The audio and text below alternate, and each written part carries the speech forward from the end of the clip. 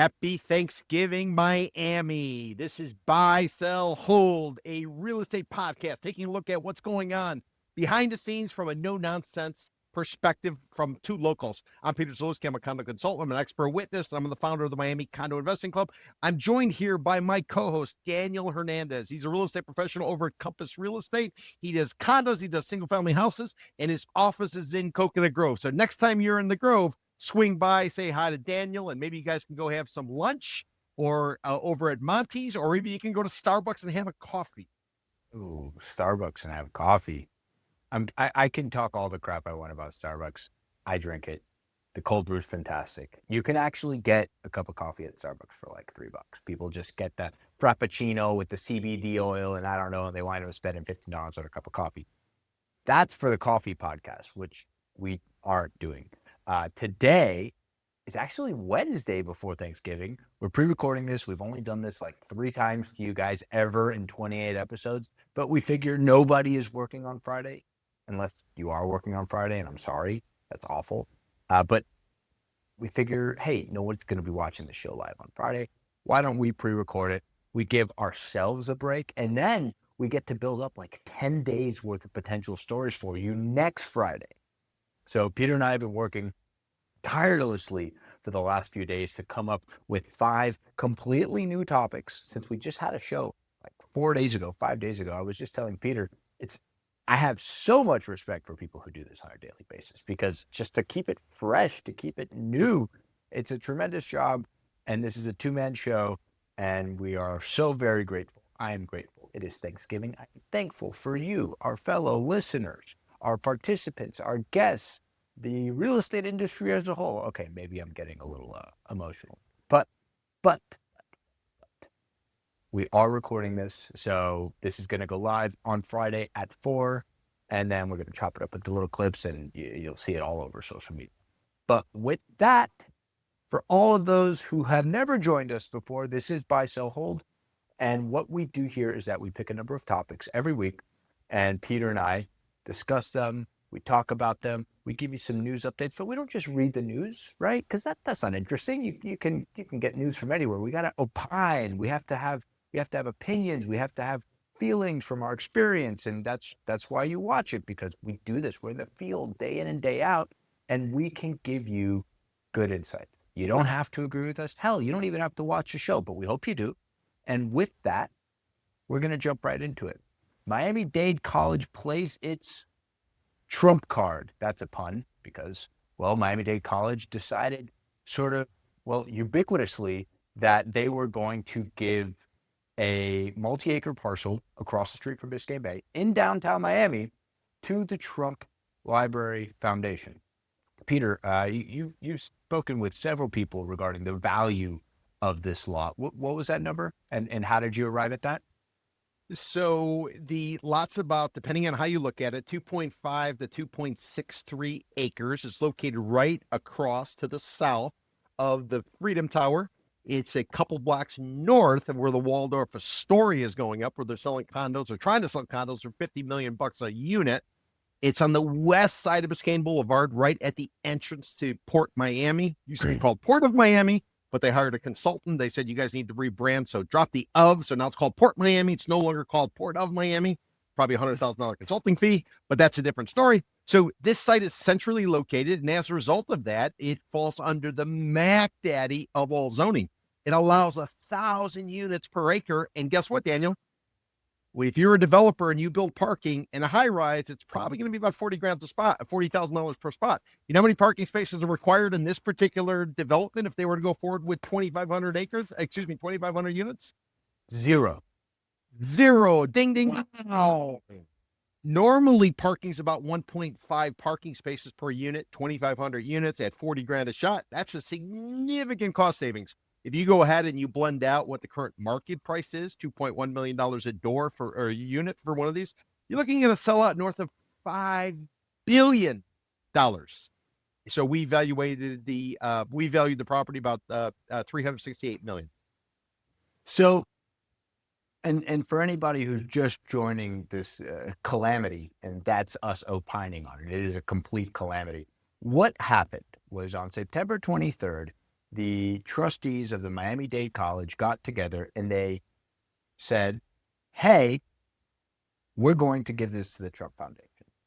And it got everyone by such surprise because they had only announced that they were going to have a meeting regarding real estate transactions, not even talking about the lot, just the day before. And according to Florida Sunshine Law, the argument is that they did not provide sufficient context, nor did they provide ample notice to this vote, to this decision. So our very vocal octogenarian local activist, a gentleman by the name of Marvin Dunn, has sued the college. He's a professor. He's a professor emeritus, I think, at FIU. Like, not certainly a force to be reckoned with. And so local judge has set a trial date for this in August.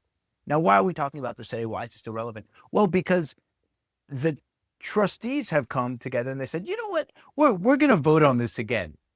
Because, since we're so certain that the way we did it the first time was correct, we're going to do it again. Which doesn't make any sense to me. But so they're going to vote on this again. And I'm going to tell everybody where and when. I annotated it here. The special meeting is scheduled for 8 a.m. at Miami-Dade College's Hialeah campus, conference room 5101. That's going to be on Tuesday, December 2nd. Now, could they have picked a more deeper, darker hole for nobody to attend? Because I know Peter ain't going. The Metro Rail doesn't go out there. Daniel, Miami-Dade College, the campus. It's like a block away from the site. It's catty corner. Why are they doing this in Hialeah? It doesn't make any sense to me. To take it in Hialeah, and anybody coming from the east who are probably primarily the ones who are going to be affected. These are the people east of Interstate 95. No, they Hialeah. It's a joke.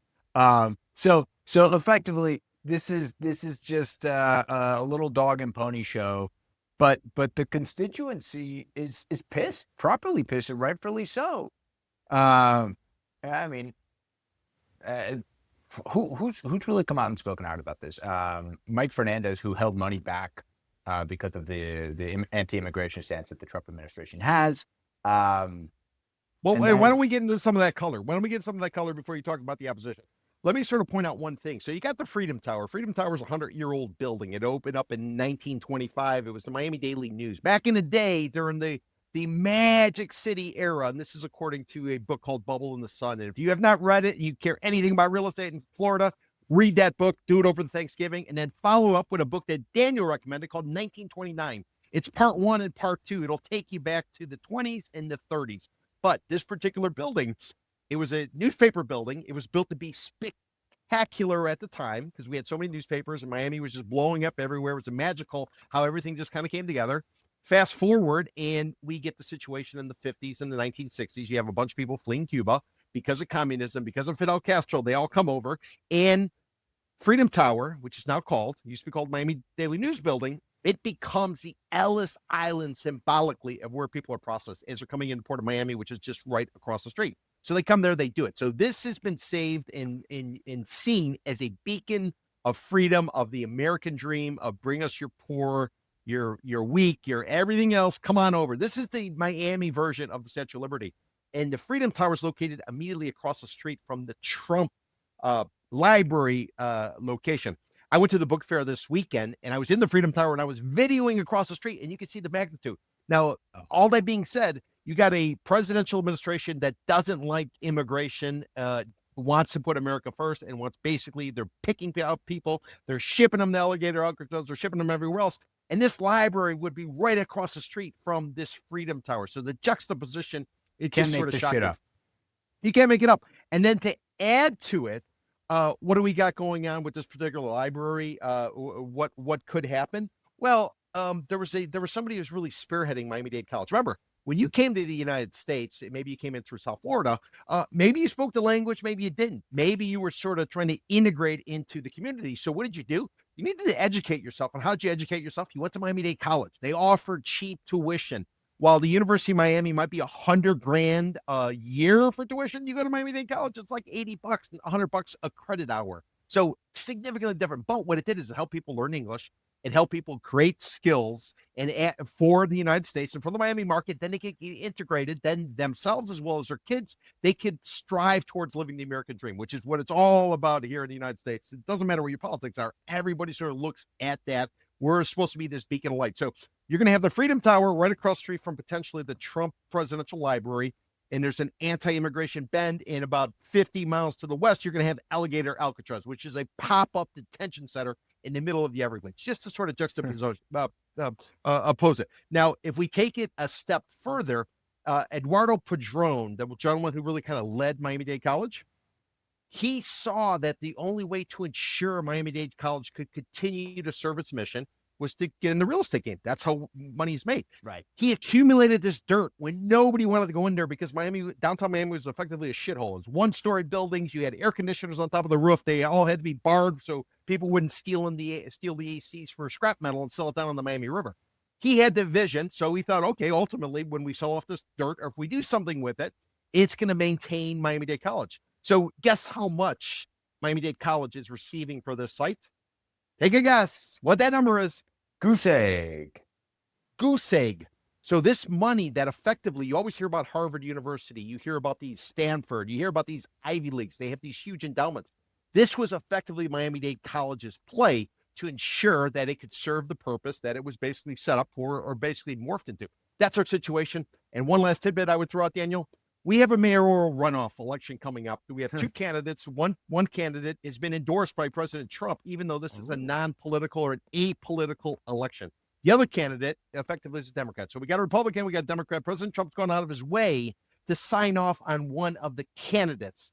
So the question becomes, why would President Trump, who's got to deal with Israel, he's got to deal with Iran, he's got to deal with the Ukraine, he's got to deal with all of it, why does he give two shits about what's going on in Miami? Oh, a Miami mayor might have some sort of input as to what goes on this site that's located right in the heart of the city of Miami. But maybe I'm a conspiracy theorist. Well, I think he's got his own reasons why he wants Mr. Emilio Gonzalez to be the mayor. But the mayor here in city of Miami really has no teeth. What, you got a veto power that they're never going to use, or they rarely use, except Suarez did use it recently for the lifetime pension thing, which, hey, I got to give him credit for it. He vetoed it. Yeah, but Daniel, if it looks like a chicken and sounds like a chicken, it's not a duck. Or a turkey, I should say. Or a turkey. Well, we're going to talk about chickens later. So we gotta move on. Buy, sell, hold. Miami-Dade College plays its trump card. Buy, sell, hold. I'm against it. I'm against everything it represents. Listen, if there's gonna be a land swindle here, pay the cash to the college, let the college put the money away, and continue to serve its purpose. Look, if they want to give them $400 million for it, which, you know what? Peter's estimate plus 10% for your troubles. Do it. Yeah, fair enough. I think it served its purpose. I think that'd be great. Yeah, that's the whole point.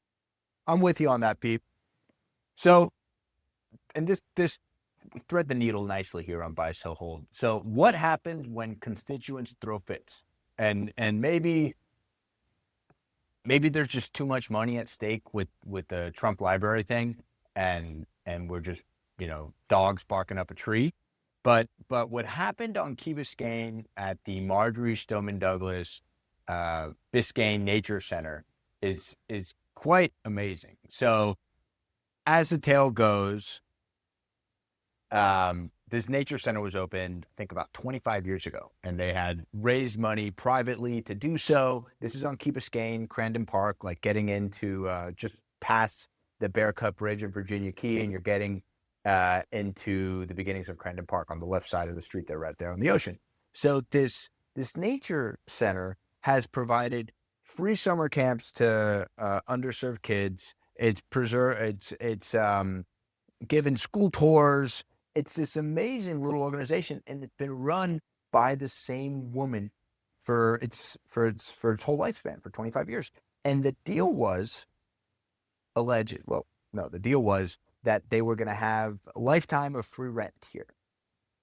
But there was some bureaucratic miscommunication where they didn't apply for a thing, and then the county came back and said, well, because you didn't do this and you didn't follow protocol, we're going to have to put this out to bid, which would effectively end the life of this nature center that has done so much for the underserved in this community. Not just underserved, for everybody.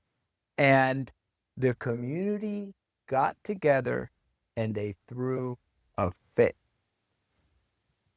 Now, on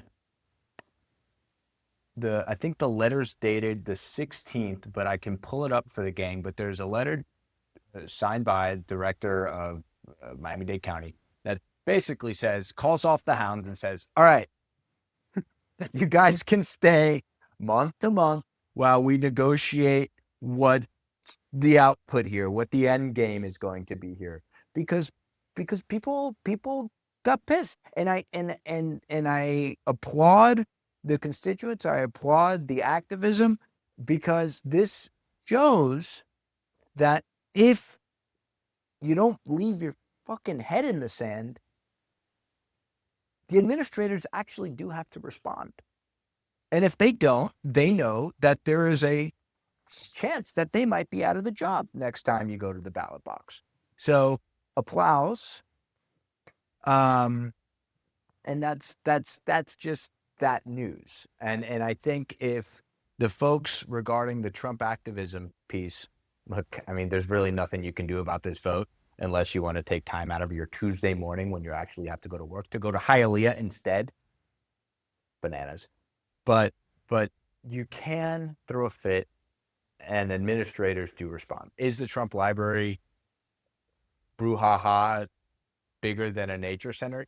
Yes, unfortunately. But it is still important that you show up and you actively participate. Listen, it's just it's very challenging to try to just consider that we have the magnitude of real estate investment that's going on in this town, and they can't simply carve out certain areas for things that are essential, like maybe educating new arrivals, or maybe helping people to get re-educated because AI is changing the job market. People are going to have to go somewhere. Not everybody can afford the University of Miami, and maybe they can't make their way all the way to hell out to Florida International University, which is basically on the edge of the Everglades, especially if you live in downtown Miami. So what are you supposed to do? There's few jewels that we have in this town in terms of park space and other things, and to sort of put in jeopardy or call into question some of the essentials. What exactly do we have going on? I mean, do we have a community, or is this basically just like a timeshare where everybody comes in for a certain period of time? I do tours, and when I do my tours, I tell people, and especially in downtown Miami, if you see green space, that is not park land. That is effectively a condo development site. There should be certain sites that are off limits under any circumstance. And if you apply the name of Marjorie Stoneman Douglas to this, I wanted to say Marjorie. You were going to say Marjorie Taylor Greene, weren't you? That's why I had to go slow. But if you apply her name to a site, the woman who basically was an early arriver, waded through Biscayne Bay, had the governor's line on speed dial. She made the Everglades as we know it, and Biscayne Bay as we know it. She was a journalist for the Miami Herald. She was an activist before it was cool. She was involved with the setting up of Fairchild. She was part of that group. Her house still stands in Coconut Grove the way it was. And if you read the book Bubble in the Sun, they can kind of go through it. If you read River of Grass, which is the book that ultimately led to the creation of the Everglades, a national park. Well, people just thought it was swampland. It's like, who cares? Let's go dump old furniture and everything outside here, or vacant, cars. No, she was critical. So if you're going to go after a project like that in Miami, let me just sort of put it in perspective. That would almost be the equivalent of going into South Africa and ripping down a Nelson Mandela. Maybe I'm not going to go that far, but it's got stature. Her name has stature. They have high schools named after her throughout South Florida. There's all kinds of things associated with it. And why would you take that away from our history? Why would you take it away from our heritage? Why would you take it away basically our whole kind of being? We name streets, and we have statues. We have all kinds of stuff. What's the point? Yeah, what is the point whatsoever? Let's just rip down everything. Let's just, let's sponsor it all out. We can bring in whatever bank or whatever. It's the Bugatti Nature Center, Peter. it doesn't make any sense to me why you would even contemplate this or consider this or why there's going to be now listen, I'm not some bleeding out liberal. I'm a registered independent. I vote based on who I think the candidate is. So this is not a political thing. This is more so this is a town I've lived in for 30 years.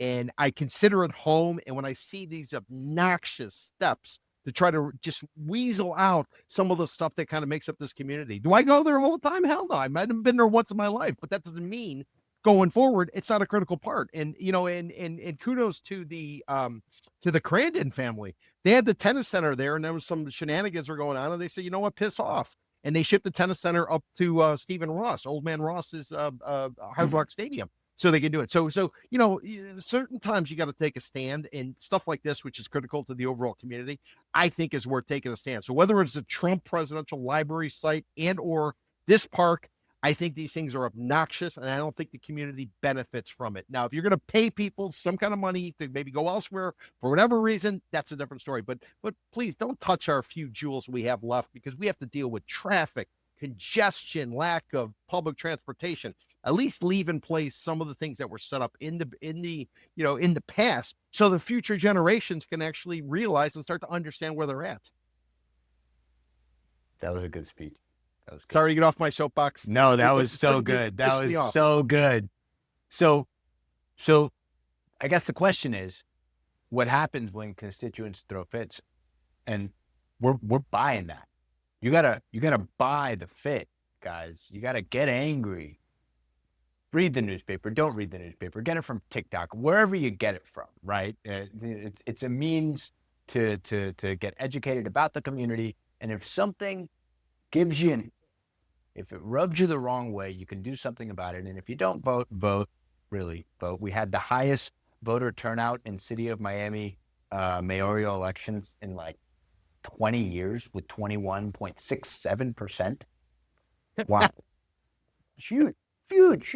I mean, 1 in 5, yes, abysmal, but relatively. But it's like a rounding error. It's like it's a rounding error. Right. It's like so if you're not going to vote, then go to the picket line and go yell at people, but do something. Again, applaud anybody who was involved in this. And I listen, I understand, I empathize with any of the bureaucrats in the county. You got a job, you're pushing paper.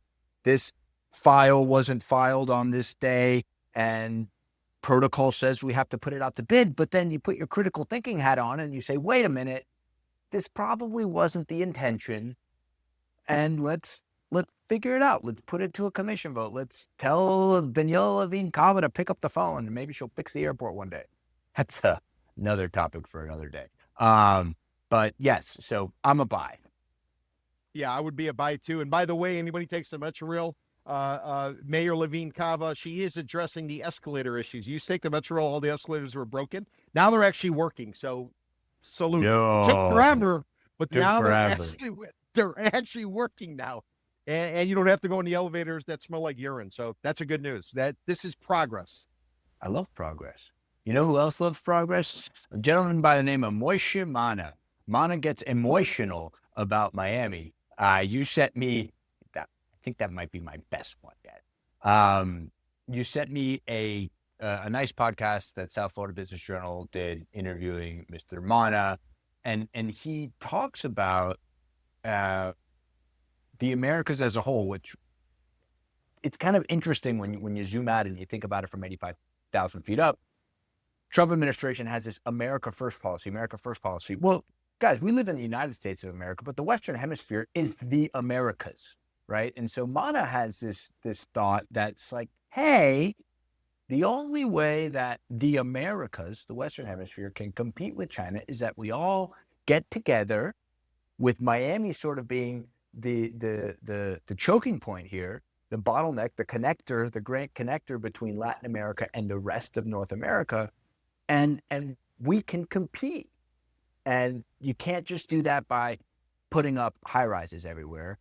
His hypothesis, his thesis, is that you have to start with culture. The foundation has to be culture. So he spent the better part of 20 years. He's a gentleman from the Northeast, from New York, who's come down here, and he very famously bought up something. What did he say in the interview? Like 80 parcels in Wynwood, over the course of the years. I mean, this is when people were going into Wynwood and buying entire blocks with enough cash that you could fit into a briefcase, because nobody wanted to go into Wynwood. It was full of chop shops. And this, Daniel, I want to say 80 properties in downtown Miami. okay, so that's his current portfolio. But Yeah. but so this is Moishe Mana Miami 2.0. Moishe Mana Miami 1.0 is he went into Wynwood at the turn of the century and started buying everything up. Now 2.0 is Moishe Mana, and he's got the Nikola Tesla Innovation Center right there on South Miami Avenue, right by the on-ramp to get onto 95. It's been severely delayed. And he cites what a lot of other people in the media have been citing about Miami is permitting problems and bureaucracy problems. Now, I was just applauding the county for putting on their thinking cap and sort of skirting their protocols and their processes to get this to happen for the Biscayne Nature Center. But you talk to any developer in town, and all you get is an eye roll when you start talking about delays in permitting, because they say, talk to the city, man. So if the developers can't, if developers, if they can't get their permits expedited, who the hell can?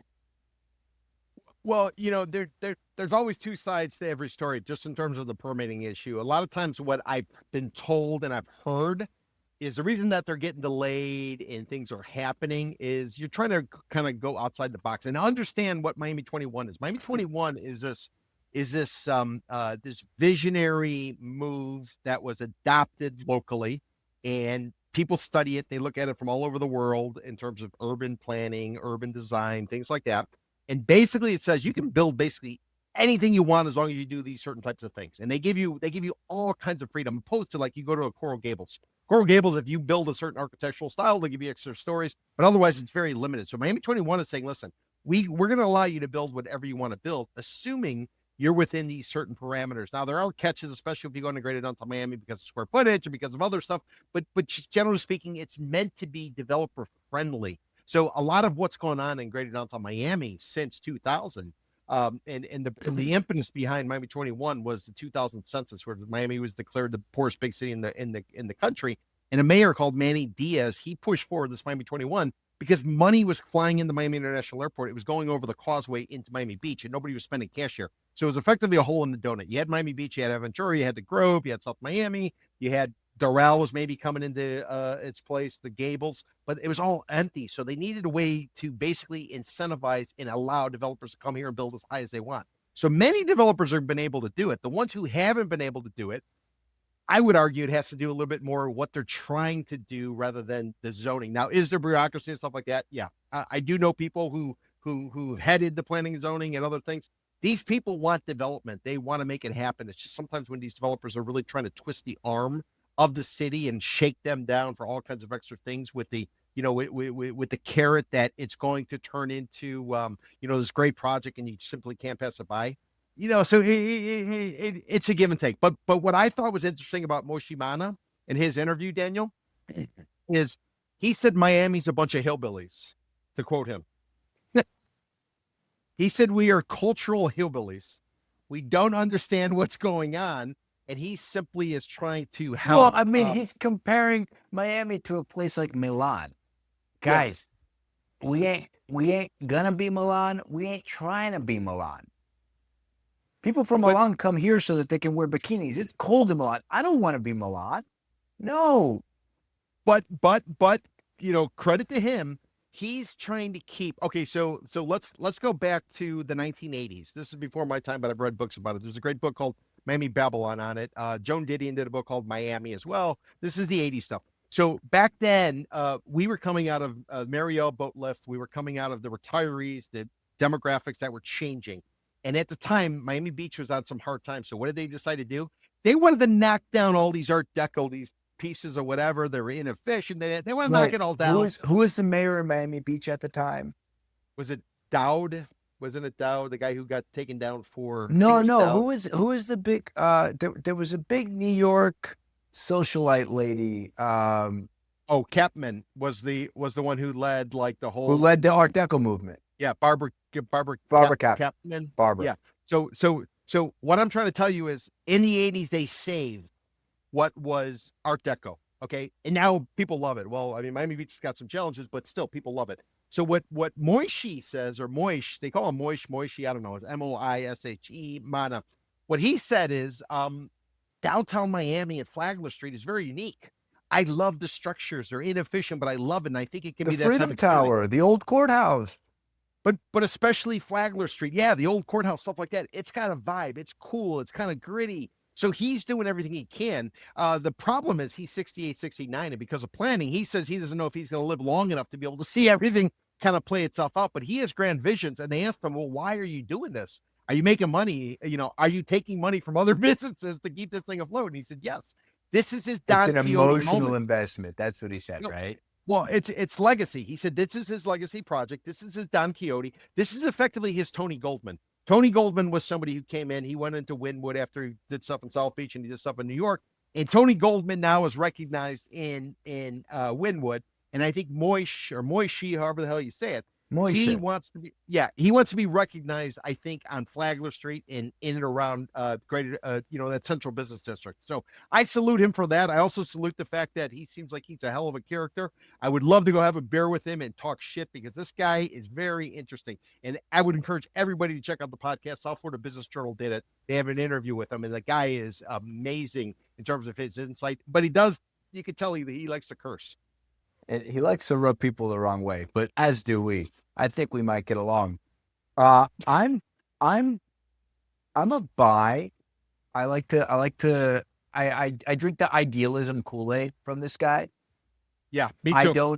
I don't know if it truly is just a romantic ideal that he can build this ecosystem and then develop around it. It seems like so many folks here just go for the low-hanging fruit and go straight for the development because that's what everybody does. I build a building, I sell the building, I move on to the next building. But the idea of building a community and then having people actually want to live in that community and then support everyone in that community, then the buildings actually become necessary because in order to live in that community that has been built, you have to have a building to live in. And so I respect his rationale. I respect his logic.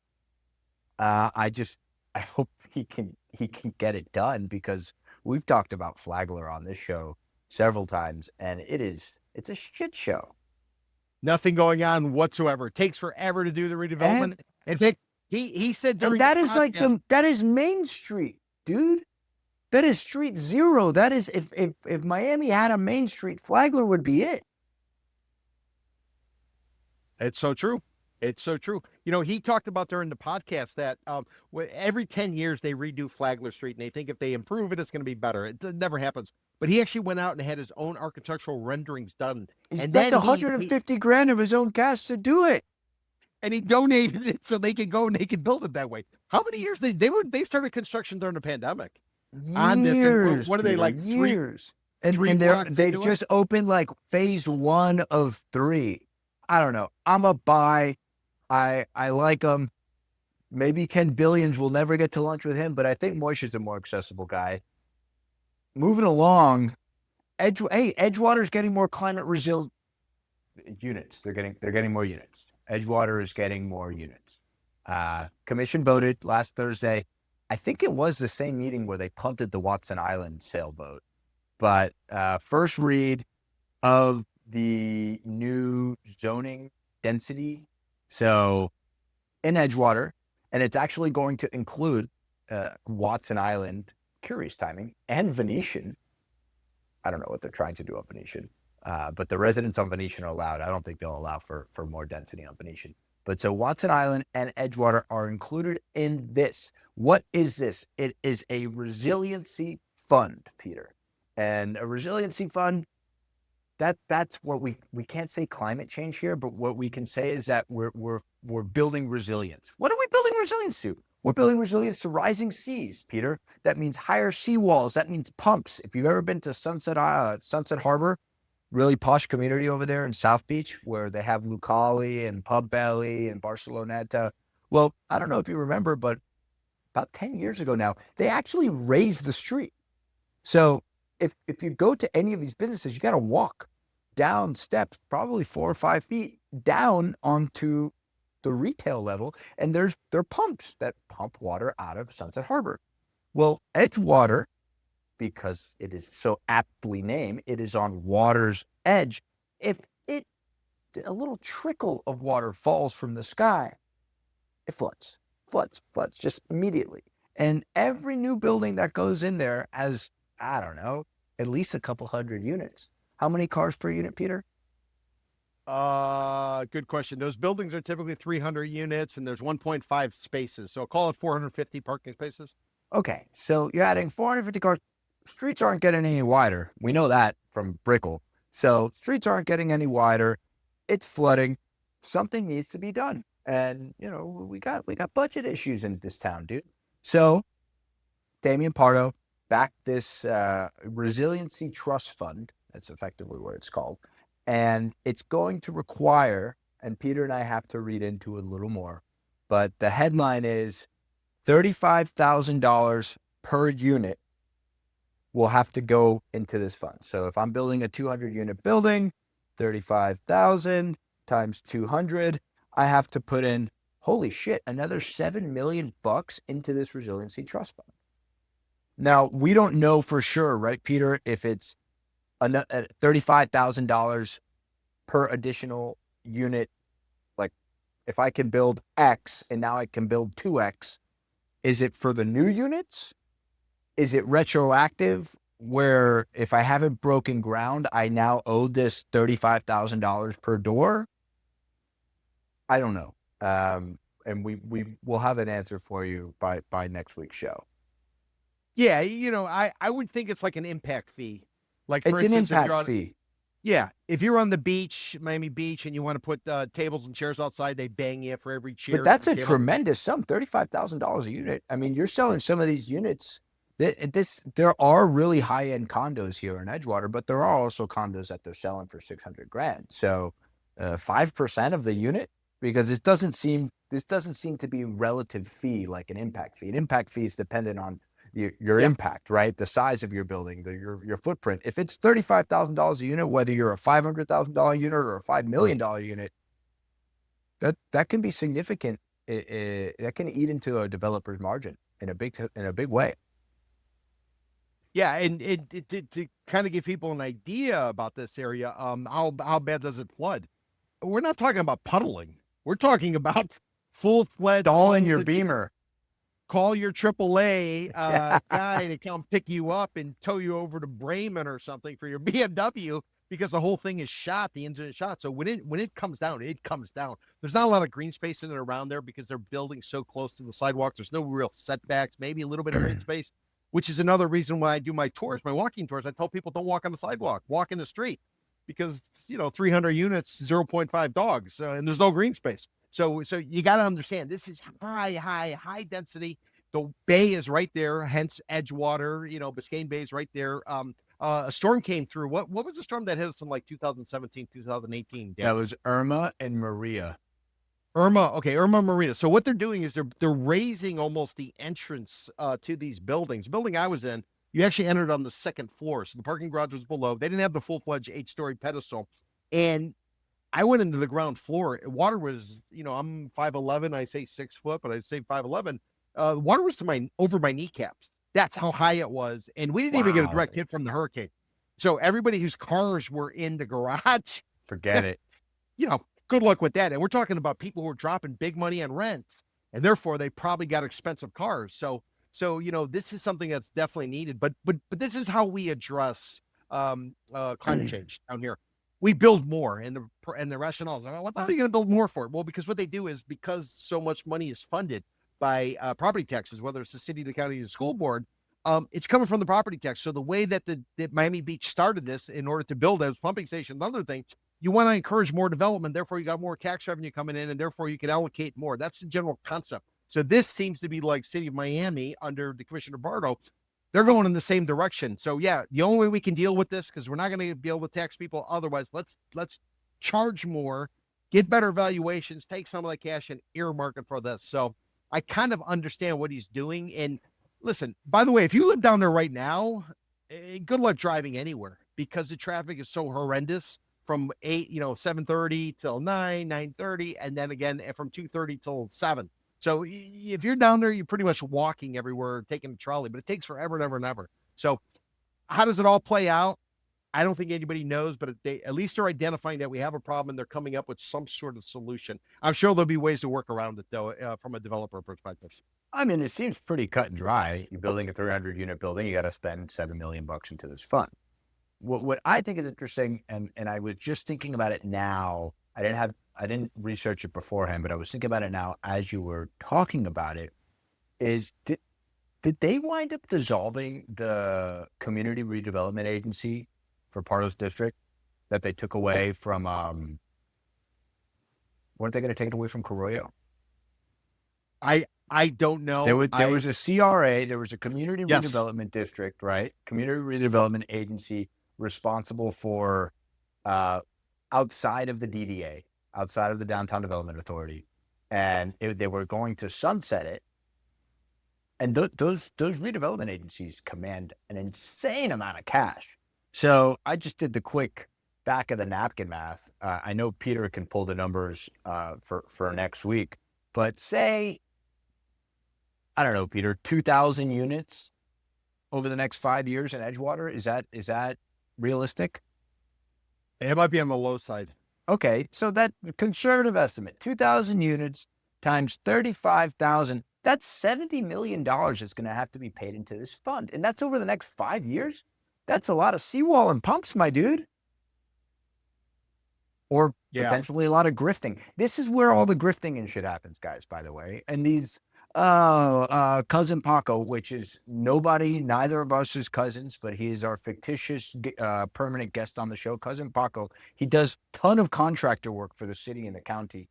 And this is how people get kickbacks from these giant funds. And so this is why some people hate it.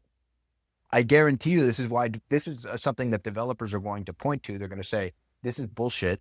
This is way too much money to be handled by one commissioner, because one commissioner will get assigned this ultimately, right? That's how it always happens. Yep.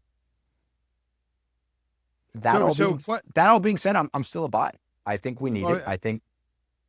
All right. So what happens? Let's just say, okay, the city of Miami is going to deal with the rising sea levels and the situation I was talking about with the hurricane that just came close to us and everything got flooded. What happens if Tallahassee gets rid of property taxes? So you see what I'm saying? Is this a move in anticipation? Absolutely, because otherwise you're going to have to go to Daddy up in Tallahassee and say, "Please, sir, can I have some more?" Yeah.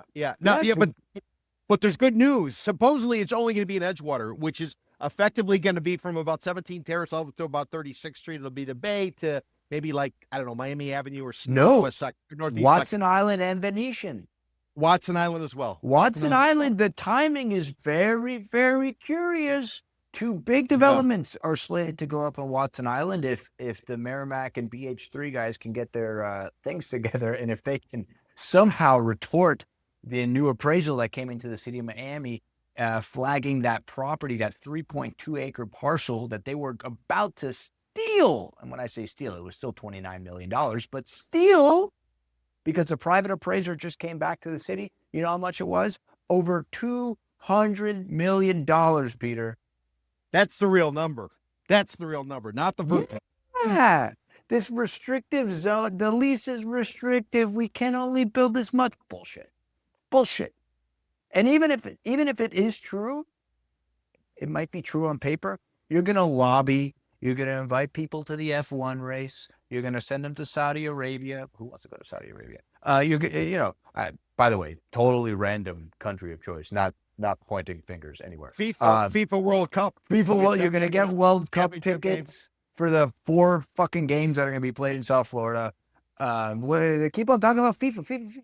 Guys, the only way we were able to get the freaking bid to begin with is because we had to partner with Canada and Mexico. When in the history of FIFA have they got 3 countries together in like 6 different time zones? I'm going off on a tangent. Are you a buy on this, Peter? I am a buy at addressing rising sea level and somehow trying to curtail it or at least control it. So yes, I would Yeah, buy it. I don't know if this is the right solution, but let's get something going. Like move it Miami along, move Beach. it along. Miami-Dade, you are right, Peter. This is the environmental episode. I guess because we're eating turkey tomorrow, we gotta, talk about the environment. So Miami-Dade is a wetland slumlord. I'm gonna dive into this and explain what I'm talking about, but I have to look at my notes because this took quite a bit of looking into. So this is all about mitigation credits, and Peter sent me this article, and I need to think about it like I'm explaining it to a 5-year-old, not because I think you guys are 5-year-old, because I think it's easier for me to even understand it this way. So a mitigation credit, think of it like a permission slip, right? So carbon credits, when you buy them to make up for something else. So in the case of development in Florida, you get mitigation credits for hurting wetlands. So for doing things that you wouldn't necessarily be allowed to do in coastal areas and protected areas, mangroves. So when you fill, when you drain, when you otherwise do damage, right? So the easiest way for a developer to mitigate this is to buy credits from a mitigation bank, which is a big restored wetland they already did the work, and then they sell pieces of that good deed as credits, right? So now we're going to get into a few numbers, and this is why it's in the news today. So if you're a developer, you hire an environmental consultant, and they map your wetland, and there's a standardized score, and they assign you a score. And then that score determines how many credits that you have to buy before the Department of Environmental Protection of Florida signs off on your permit. If you don't have the permit, you can't do anything, right? So in a perfect world, you get those credits from your district. So if you've got a project in South Florida, you're probably in what they call Everglades 1 or Everglades 2, right? And so you're fucking with wetlands in this district, then you buy credits from these guys, and it's all hunky-dory. You pay the money. The credits, they range in price anywhere from $100,000 to $250,000. So if you need one credit, think of it like that. If you need 5 credits, think of it like over $1 million. Now, here's where it gets interesting. If your district doesn't have any credits available, you're kind of shit out of luck. Until just last year, a new state bill got passed through the Senate and passed to the House, allowing developers to get credits from other districts, it's great because now a developer who's building something in Miami and there's no credits available, they can go to Orlando and say, hey, there's some credits up there. I need some credits. Send them down. They call there's a credit broker, right? A mitigation banker. Think of it like that. Mitigation credit banker. And they came up with this formula, and it throws money straight back into the mitigation efforts. And they charge another 20% for every line that you cross. And so if you cross one line, they multiply it by 1.2, 20% premium. And for every additional line you cross, it's another 0.25, right? So if you cross 2 lines, the mitigation amount is 1.45. Right? So if you were going to pay $100,000 for this credit in Miami and you had to go to Orlando, which cross 2 district lines, then you have to pay whatever that is. 145, right? You have to pay $145,000. So, and this is a lot. Now, all of these mitigation banks, they're districts, and they're published in these ledgers. I can pull one up as soon as I get off my soapbox, I guess. Mayor Daniel Hernandez has come out and said, well, I'm going to do a mitigation bank for county parks. And this is crazy. Nobody's ever done this before at such a local level. So now developers aren't going to have to cross district lines to get credits from another district if there's none in Southeast Florida. They won't have to cross 3 district lines and pay a premium and go get credits from Jacksonville. They'll be able to get them from right here in Miami-Dade. It's kind of a brilliant way, and Peter and I we talk about this a lot.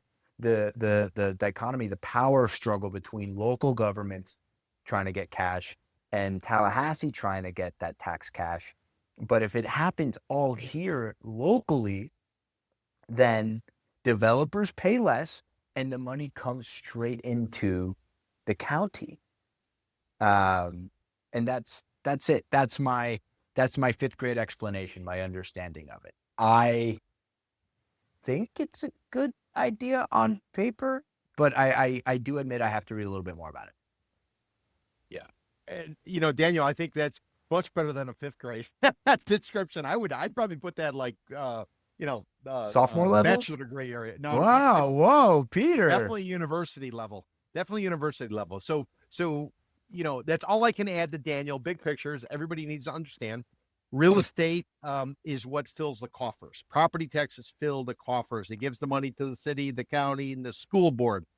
If you somehow are limited or tapped out on building something new, that means you're kind of restricted on how much your property taxes can increase and what their coffers can be filled with if you are the governmental bodies. So you want to encourage new development. We've always wanted new development. We don't have state income tax, so real estate is what kind of gets everything going. So finding these solutions in order to allow development to go forward, and somehow, I guess the blended average of these wetlands, it plays out. Maybe one area is sort of screwed and the other area is doing well, but the overall average plays itself out. I guess what they're trying to say. So that they're trying to accomplish two things. One, they want to keep the development going so the property taxes can go up, and two, they want to sort of deal with this wetlands issue or flooding or preserving mangroves. So when storms come rolling in, so like when the head of Architectonica design firm, he's got a house, he decides he's going to cut down all the mangroves because they don't look good and it blocks his view, and he doesn't like the mosquitoes and everything. So all of these things are meant towards kind of trying to find that balance between real estate development, which is what we need to keep all of the lights on at the city, the county, and the school board, but also to the natural beauty, which is what attracts people here, and yet is able to help them keep their feet dry. And that's really the critical part. You don't want to walk out and the water's all the way up to your kneecaps type of situation. So it's a balance. They're trying to figure it out. Kudos to thinking outside the box and trying to find a solution. And I'd put it in the camp of effectively carbon credits, because you want progress, but at the same time, you also need to be addressing the bigger picture issue. Even though we can't talk about climate change or anything like that in the state of Florida, it's been stricken from all the books. So, that is our balance. But the big picture is we need real estate going, but we also need to recognize we're all here because of the natural beauty and the climate of this particular special place all the way at the southern tip of the continental United States. Very well put, Peter. So I just pulled up for the gang, anybody who's not just listening and who's watching on YouTube or Substack. This is an example of one of the ledgers. So you can poke around here. It's on the Florida Department of Environmental Protection, floridadep.gov, and you can go in and you can see where these mitigation sites are. I'm sure there's a map somewhere around here, but I won't waste anybody's time by poking around. But I do encourage you to take a look at it if it interests you, or if you have an environmental attorney and he's charging you $1,000 an hour just to do this, you could do it and send it to him and save yourself a few $100. Again, I on the surface seems like a good idea. Seems pro-development, seems pro-environment. I don't know how the two can be true, but I'd like to think in this instance it might be. I'll look into it more, but as I understand it now, I am a buy. Somebody prove me wrong. Somebody come on and yell at me and tell me I'm an idiot. Yeah, I'd be a buy as well. Based on everything that they're discussing, I'm sure whoever's out there, someone's going to find loopholes. They're going to figure out a way to sort of capitalize and take advantage of it. Well, this is the loophole, right? I mean, this is the loophole to get away from having to pay that multiplier. Because if you want to build something in this district and there's no credits, then you have to spend time lobbying to get a public service job done that would administer credits that enable you to buy them. And so that was the 2025 law. And now they can cross the line, but they have to pay an egregious premium. Well, and it makes me think because you're talking county-wide, and I don't know. I'm going off the cuff here, but does the Everglades count as a park? And if you could sell the wetlands rights to the Everglades. We have something called an urban development boundary line, which is a artificial line that was just determined. On one side you can build, the other side you cannot build. Just imagine if the mayor is able to take the Everglades on the west side of Chrome or the UDB urban development boundary line, and she could sell the rights to the Everglades. Oh, Think about what Jesus. a cash cow that would be. See, I'm just saying, I've been in Miami way You're too just long. thinking of naughtiness. Just thinking No, of but I've been naughtiness. Miami for how long? Where we got a presidential library going up on dirt, potentially that was given away for free. That's got a valuation north of $300 million. There's always an angle involved. So let's just assume that's not the case, and let's assume everybody's trying to build real estate as well as preserve the natural beauty, which is the reason we're all here. We gotta pull some developers off the record about this, and you'll be able to see it by a little twinkle in their eyes. No, it's a fantastic for the environment. Yeah.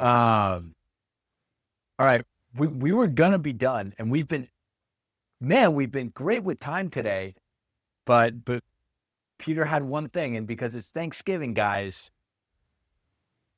Peter, I'll let you take this one. So the Miami New Times, which is the alternative newspaper or publication down here in Miami-Dade County, they came out with a ranking of which neighborhoods in Miami-Dade County have the boldest. They call it boldest. Let's call them the toughest chickens. We have a problem in Miami-Dade County with wild chickens roaming everywhere. Problem? What problem? What did you say problem? Well, we It's have a an feature. issue. It's a feature.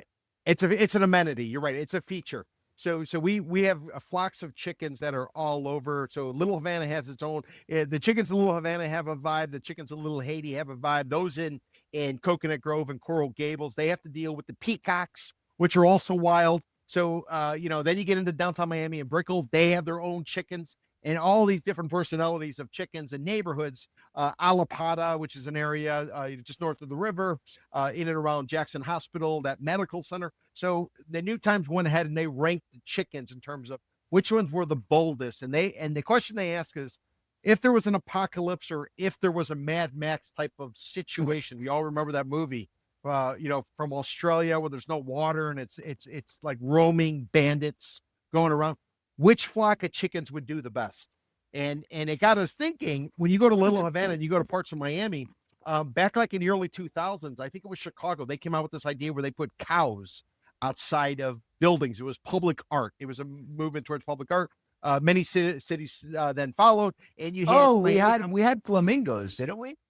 Miami Beach had flamingos, and city of Miami adopted the rooster. So they have the rooster there. So the rooster really is symbiotic with Miami and the wild chickens. Key West will claim that their chickens are better than any of the chickens that are up here in the Miami-Dade County area. They're saltier for sure.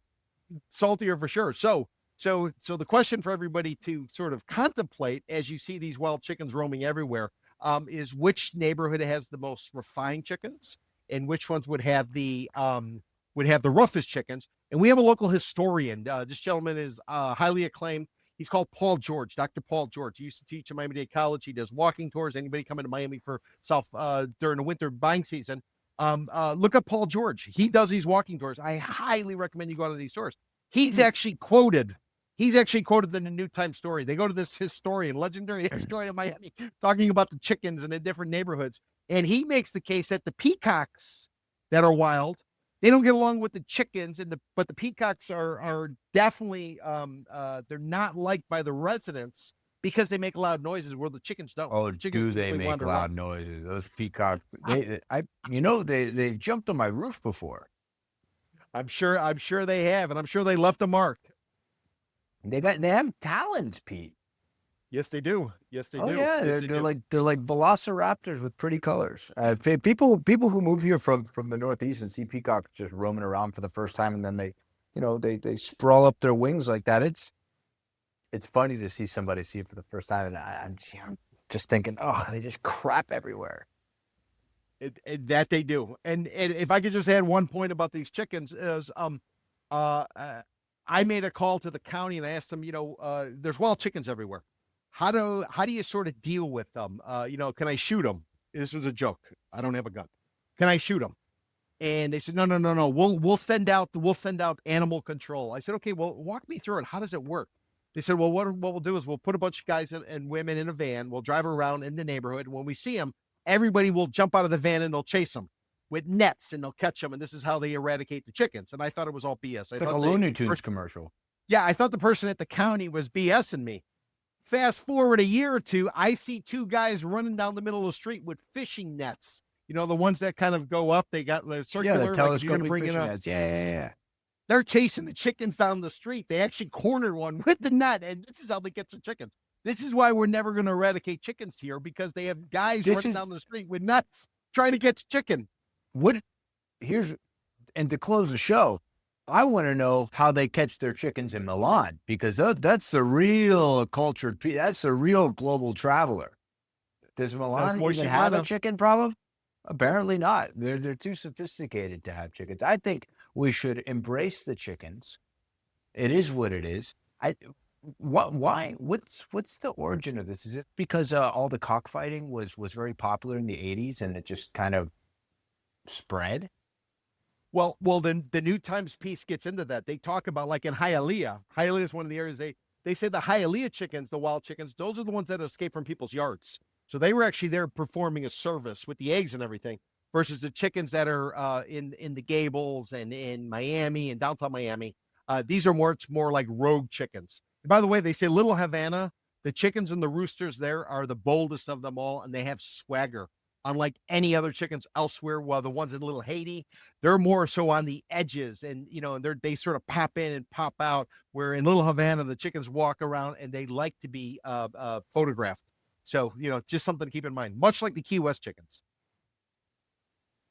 Our local chicken authority, Peter Zalewski. But if you want to buy a condo, you can also go on one of his walking tours at Miami Condo Club.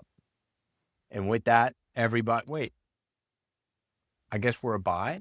We're just ubiquitously a buy. That wasn't even a question. I just wanted to let you talk about the chickens. I'm definitely a buy. I'm a buy on Peter's chickens because it's the holidays. But with that, everybody, that is buy, sell, hold. Today is not, in fact, the 28th, but today's the 26th. So thank you for joining us on this marvelous, marvelous holiday weekend. We will see you back live next Friday for our regularly scheduled programming. And we owe you some details and facts, and we'll get to them. But with that, buy, sell, hold Miami. My name is Daniel Hernandez, and I'm joined with my co-host, Peter Zalewski. Have a good weekend, everybody.